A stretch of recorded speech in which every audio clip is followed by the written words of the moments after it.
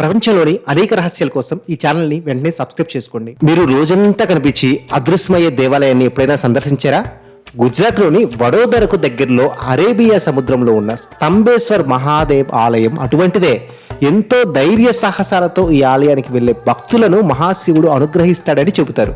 భారతదేశంలోని ప్రసిద్ధ దేవాలయాల్లో ఇదొకటి. రోజులో కొన్ని గంటలు మాత్రమే ఈ దేవాలయ సందర్శన సాధ్యపడుతుంది. ఆటుపోట్లు తక్కువగా ఉన్నప్పుడు సముద్రం వెనక్కి వెళ్తుంది. ఆ సమయంలో భక్తులు వెళ్ళి మహాశివుని దర్శనం చేసుకోవచ్చు. మరలా కొన్ని గంటల తర్వాత సముద్రం మెల్లగా ముందుకు రావడం ప్రారంభిస్తుంది. అప్పుడు భక్తులు తిరిగి వెనక్కి వస్తారు. ఔరంగజేబు భారతదేశాన్ని పరిపాలిస్తున్న కాలంలో చాలా హిందూ దేవాలయాలు ధ్వంసం చేయబడ్డాయి. దీనిలో భాగంగా రాజస్థాన్లోని పుష్కర్ ప్రాంతంలో దేవాలయాలను కూడా ధ్వంసం చేశారు. అయితే ఔరంగజేబు కంటపడిన కూడా నేటికి చెక్కు చెదరక మనుగడ సాగిస్తున్న దేవాలయాల్లో బ్రహ్మదేవుని ఆలయం ఒకటి. ప్రపంచంలోని ఏకైక బ్రహ్మదేవుని ఆలయం ఇదే. హిందూ పురాణాల్లో బ్రహ్మ కూడా ఒక భాగమైనప్పటికీ ఆయనకు ఇక్కడ తప్ప మరెక్కడ గుడి లేకపోవడం విశేషం.